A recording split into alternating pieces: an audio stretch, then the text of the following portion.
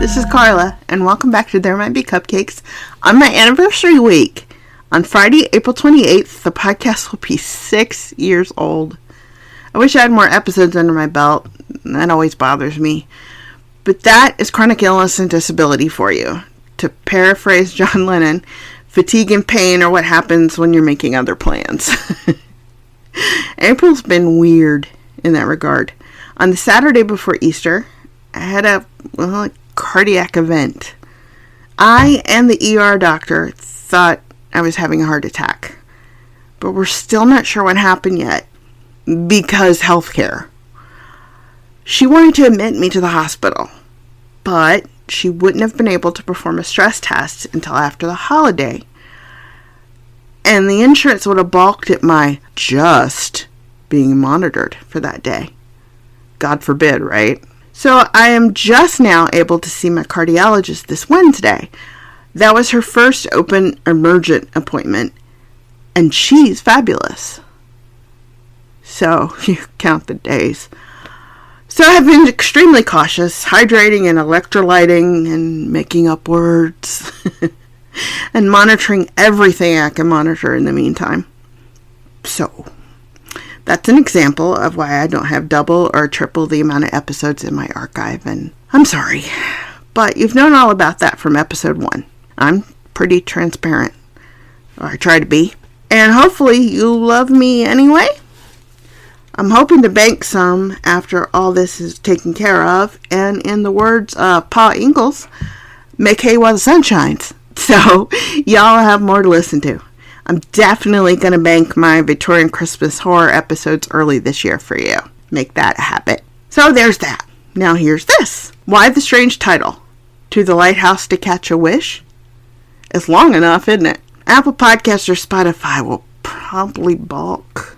I hope not, because I like it, and it's apropos. I'm taking a Frizzlit online class on To the Lighthouse, the Stream of Consciousness novel by Virginia Woolf. If you would like to join me in future classes, I'm also taking one on Emily Dickinson right now at the same time. The link's in the show notes and will be on the website. The upcoming announced classes are Giovanni's Room by James Baldwin and Anton Chekhov's short stories. I'll probably be in both. The classes are the highlight of my week, and they offer scholarships for folks like me on disability. Thank you to everyone who pays extra tuition so that folks like me can attend. It means more than you know. So, to the point we have reached in the novel so far, 2 works of literature have been referenced. One obliquely, Alfred Lord Tennyson's poem The Charge of the Light Brigade, about the Battle of Balaclava, and one directly, the Brothers Grimm fairy tale, The Fisherman and His Wife. Even if you don't know the poem, you actually do. It's the source of theirs is not to reason why, theirs is but to do or die. So that's where we get the phrase do or die from. It's also the poem quoted in the movie The Blind Side about the football player Michael O'Hare. Now, you know I love a good fairy tale, especially a gnarly one that's horror adjacent. This one is. The themes of the story fit right in with To the Lighthouse, in my humble opinion, of course. Not respecting boundaries, wanting what other people have, and going to the sea to find yourself, or to find something else that you need. Hang on for a short but creepy ride, and I will, God willing and the creek don't rise, see you again this week to celebrate our anniversary. Thank you for 6 years.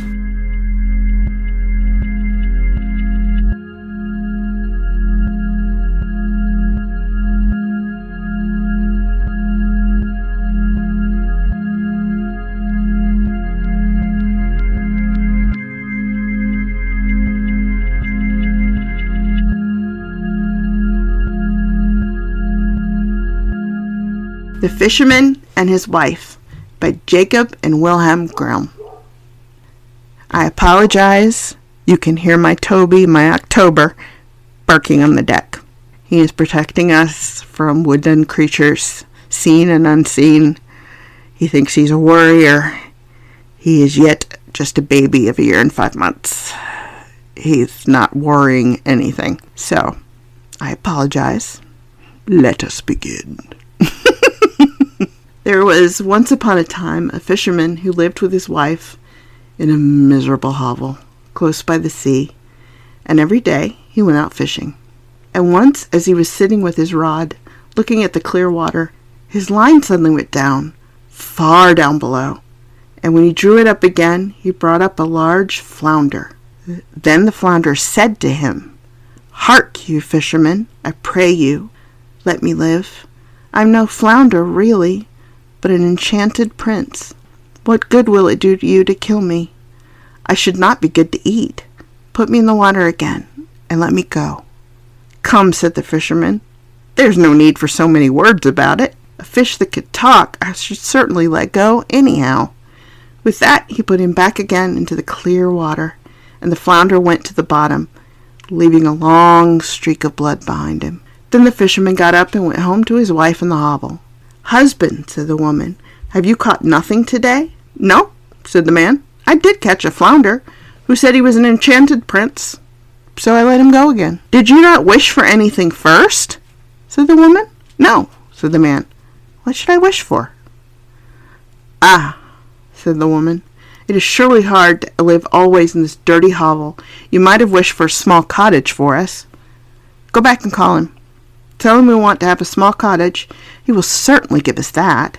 "Ah," said the man, "why should I go there again?" "Why?" said the woman. "You did catch him, and you let him go again. He is sure to do it. Go at once." The man still did not quite like to go, but did not like to oppose his wife, and went to the sea. When he got there, the sea was all green and yellow, and no longer so smooth. Still he stood still and said, "Flounder, flounder in the sea, come, I pray thee, here to me.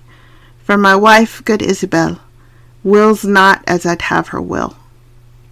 Then the flounder came swimming to him and said, "Well, what does she want then?" "Ah," said the man, "I did catch you, and my wife says I really ought to have wished for something. She does not like to live in a wretched hovel any longer. She would like to have a cottage." "Go then," said the flounder. "She has it already." When the man went home, his wife was no longer in the hovel, but instead of it there stood a small cottage, and she was sitting on a bench before the door. Then she took him by the hand and said to him, "Just come inside, look. Now isn't this a great deal better?" So they went in, and there was a small porch, and a pretty little parlor and bedroom, and a kitchen and pantry with the best of furniture, and fitted up with the most beautiful things made of tin and brass, whatsoever was wanted. And behind the cottage there was a small yard with hens and ducks, and a little garden with flowers and fruit. "Look," said the wife, "is that not nice?" "Yes," said the husband, "and so we must always think it. Now we will live quite contented." "We'll think about that," said the wife. With that they ate something and went to bed. Everything went well for a week or a fortnight, and then the woman said, "Hark you, husband, this cottage is far too small for us, and the garden and the yard are little. The flounder might as well have just given us a larger house. I should like to live in a great stone castle. Go to the flounder, tell him to give us a castle." "Ah, wife," said the man, "the cottage is quite good enough. Why should we live in a castle?" "What?" said the wife. "Just go there. The flounder can always do that." "No, wife," said the man. "The flounder has just given us the cottage. I do not like to go back so soon. It might make him angry." "Go," said the woman. "He can do it quite easily, and will be glad to do it. Just you go to him." The man's heart grew heavy, and he would not go. He said to himself, "It is not right." And yet he went. And when he came to the sea, the water was quite purple and dark blue, and gray and thick, and no longer so green and yellow. But it was still quiet. And he stood there and said, "Flounder, flounder in the sea, come, I pray thee, here to me. For my wife, good Isabel, wills not as I'd have her will." "Well, what does she want then?" said the flounder. "Alas," said the man, half scared, She wants to live in a great stone castle. Go to it, then. She's standing before the door, said the flounder. Then the man went away, intending to go home. But when he got there, he found a great stone palace, and his wife was just standing on the steps going in, and she took him by the hand and said, "Come in." So he went in with her, and in the castle was a great hall paved with marble, and many servants, who flung wide the doors, and the walls were all bright with beautiful hangings, and in the rooms were chairs and tables of pure gold, and crystal chandeliers hung from the ceilings, and all the rooms and bedrooms had carpets, and food and wine of the very best were standing on all the tables, so that they nearly broke down beneath it. Behind the house, too, there was a great courtyard, with stables for horses and cows, and the very best of carriages. There was a magnificent large garden, too, with the most beautiful flowers and fruit trees, and a park quite half a mile long, in which there were stags, deers, and hares, and everything else that could be desired. "Come," said the woman, "isn't that beautiful?" "Yes, indeed," said the man. "Now let it be, and we will live in this beautiful castle and be content." "We'll consider about that," said the woman, "and sleep upon it." Thereupon they went to bed. Next morning the wife awoke first, and it was just daybreak, and from her bed she saw the beautiful country lying before her. Her husband was still stretching himself, so she poked him in the side with her elbow and said, "Get up, husband, and just peep out the window. Look you, couldn't we be the king over all that land? Go to the flounder, we will be the king." "Ah, wife," said the man, "why should we be king? I do not want to be king." "Well," said the wife, "if you won't be king, I will. Go to the flounder, for I will be king." "Ah, wife," said the man, "why do you want to be king?" "I do not like to say that to him." "Why not?" said the woman. "Go to him this instant. I must be king." So the man went, and was quite unhappy because his wife wished to be king. "It is not right, it is not right," thought he. He did not wish to go, but yet he went. And when he came to the sea, it was quite dark gray, and the water heaved up from below and smelled putrid. Then he went and stood by it and said, "Flounder, flounder in the sea, come, I pray thee, here to me, for my wife, good Isabel, wills not as I'd have her will." "Well, what does she want then?" said the flounder. "Alas," said the man, "she wants to be king." "Go to her, she is king already."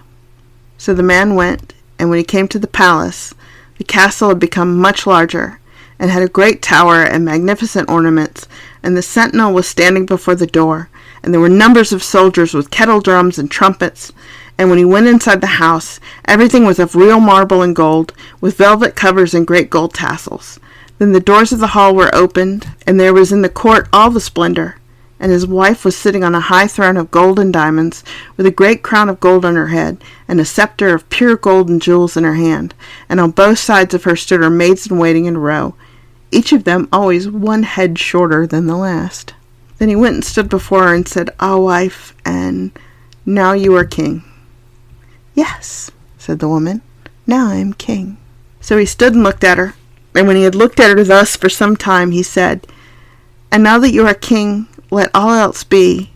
Now we will wish for nothing more." "Nay, husband," said the woman quite anxiously, "I find time pass very heavily.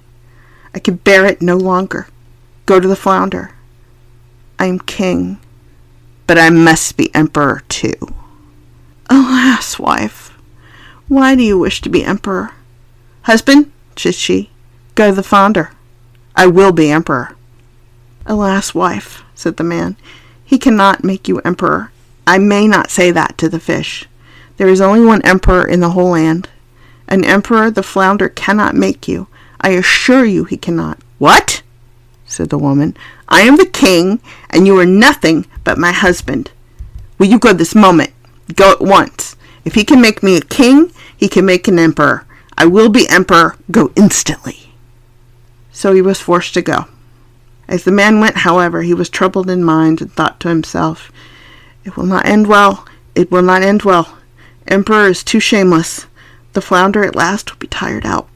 With that he reached the sea, and the sea was quite black and thick, and began to boil up from below, so that it threw up bubbles, and such a sharp wind blew over it that it curdled. And the man was afraid. And he went and stood by it and said, "Flounder, flounder in the sea, come, I pray thee, here to me, for my wife, good Isabel, wills not as I'd have her will." "Well, what does she want then?" said the flounder. "Alas, flounder," said he, "my wife wants to be emperor." "Go to her," said the flounder. "She is emperor already." The man went, and when he got there, the whole palace was made of polished marble, with alabaster figures and golden ornaments, and soldiers were marching before the door, blowing trumpets and beating cymbals and drums, and in the house barons and counts and dukes were going about as servants. And then they opened the doors to him, which were of pure gold.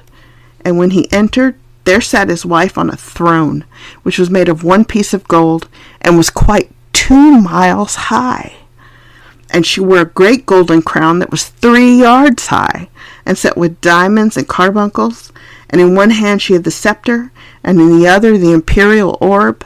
And on both sides of her stood the yeomen of the guard in 2 rows, each being smaller than the one before him, from the biggest giant, who was 2 miles high, to the very smallest dwarf, just as big as my little finger. And before it stood a number of princes and dukes. Then the man went and stood among them, and said, "Wife, are you emperor now?" "Yes," said she, "now I am emperor." Then he stood and looked at her well, and when he had looked at her thus for some time, he said, "Ah, wife, be content, now that you are emperor." "Husband," said she, "why are you standing there? Now I am emperor, but I will be pope too. Go to the flounder." "Alas, wife," said the man, "what will you not wish for? You cannot be pope. There is only but one in Christendom. He cannot make you pope." "Husband," said she, "I will be pope. Go immediately. I must be pope this very day." "No, wife," said the man. "I do not like to say that to him. That would not do. It is too much. The flounder cannot make you pope." "Husband?" said she. "What nonsense! If he can make an emperor, he can make a pope. Go to him directly. I am emperor, and you are nothing but my husband. Will you go at once?" Then he was afraid and went, but he was quite faint, and shivered and shook, and his knees and legs trembled. And a high wind blew over the land, and the clouds flew, and toward evening all grew dark, and the leaves fell from the trees, and the water rose and roared as if it was boiling, and splashed upon the shore. And in the distance he saw ships which were firing guns in their sore need, pitching and tossing on the waves. And yet in the midst of the sky there was still a small bit of blue, though on either side of it it was as red as in a heavy storm. So, full of despair, he went and stood in much fear, and said, "Flounder, flounder in the sea, come, I pray thee, here to me, for my wife, good Isabel, wills not as I'd have her will." "Well, what does she want then?" said the flounder. "Alas," said the man, "she wants to be pope."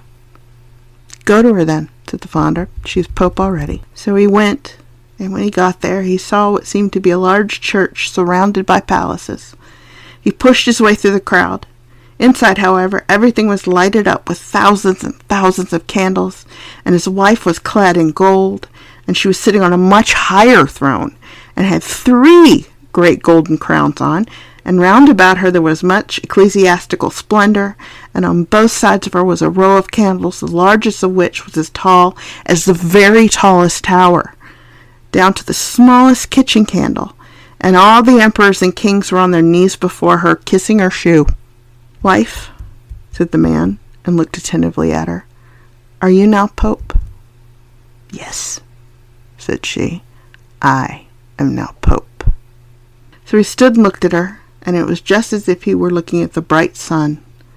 When he had stood looking at her thus for a short time, he said, "Ah, wife, if you are Pope, do let well enough alone."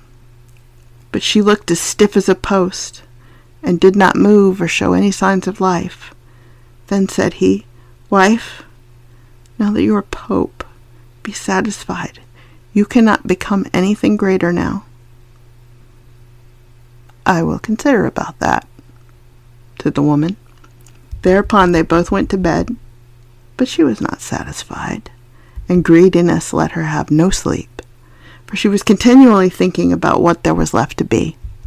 The man slept well and soundly, for he had run about a great deal during the day, but the woman could not fall asleep at all, and flung herself from one side to the other the whole night through, thinking about always what more was left for her to be, but unable to call to mind anything else.